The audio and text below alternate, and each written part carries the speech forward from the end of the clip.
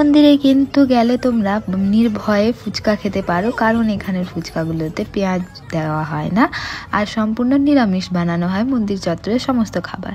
আমরা এসে গিয়েছিলাম জকপুর মা মনসা মন্দিরে। তো তোমরা যদি কলকাতা থেকে আসছো, কলকাতার লোকাল ট্রেন ধরে আসছো মেদিনীপুরের দিকে, তাহলে এটা জকপুর স্টেশনে তোমাদেরকে নেমে যেতে হবে। আর কেউ যদি মেদিনীপুর থেকে আসছো, তো মেদিনীপুর থেকে আসার সময় জকপুর স্টেশনটা পড়বে হাওড়া লোকালে, তো তোমাদেরকে এখানে নেমে পড়তে হবে। আর নেমে কিছুটা হেঁটে গেলে তোমরা টোটো স্ট্যান্ড পেয়ে যাবে। এখানে টোটোতে 20 টাকা করে হয়তো খুব জোর ভাড়া নেবে তোমাদের পার হেড। তো তোমরা টোটো ভাড়া করে যেতে পারো। অনেকে হেঁটে হেঁটে যায়। তো এখানে এক সময় মেলা হয়, তো মেলাটা কোন সময় হয় কে কে জানো অবশ্যই কমেন্ট করতে ভুলো না। আর এই টাইমটায় কিন্তু সবাই হচ্ছে হেঁটে হেঁটে যায়, কারণ এখানে কোনো টোটোর অ্যালাউ থাকে না যাওয়ার জন্যে। তো এখন জানি না কি নিয়ম হয়েছে না হয়েছে, তবে তখন যাওয়া যেত না আমি যখন এসেছিলাম। তো আমরা সমস্তটা রাস্তা গল্প করতে করতে এসে গিয়েছি। আর সুন্দরভাবে দেখতে দেখতে যে ধান কাটা চলছে আর সোনার ধানে ভর্তি হয়ে গিয়েছিল মাঠ। তো এটা হচ্ছে জকপুরের সামনে যেখানে টোটোরা দাঁড়ায়, টোটো স্ট্যান্ড।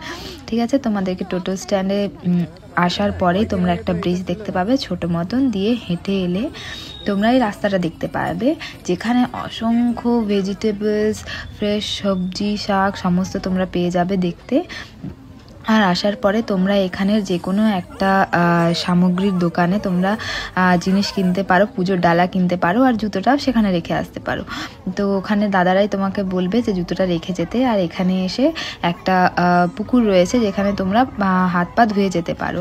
যাদের মনস্কামনা পূরণ হয় তারা দণ্ডি কেটে এখানে মন্দির পর্যন্ত আসে পুকুর থেকে। আবার কেউ কেউ মা মনসা সুন্দর সুন্দর মূর্তির মানত করে থাকলে এখান থেকে মূর্তি দিয়ে দেন মন্দিরের ভেতরে গিয়ে।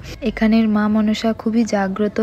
আর এইখানের যে মন্দিরটা রয়েছে, এখানে মনসা মঙ্গলের বেশ কিছু চিত্র এখানে তুলে ধরা হয়েছে। যেমন চাঁদ সদাগরের যারা ছেলেরা গিয়েছিলেন সমুদ্রতে ডুবে যায় এইসবে আর কি। তো এই গাছটা যেটা দেখতে পেলে, এখানে যারা হারিয়ে যায় তাদের কাপড়গুলো বেঁধে রেখে আসা হয় এই আশায়, মানে এই মনস্কামনা চেয়ে যে তারা যেন বাড়ি ফিরে আসে।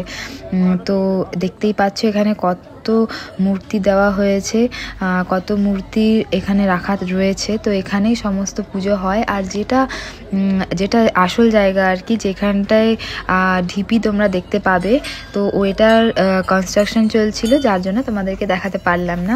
তো ব্লগটা কেমন লাগলো অবশ্যই তোমরা কমেন্ট করো, আর কতটা হেল্পফুল লাগলো সেটাও বলো।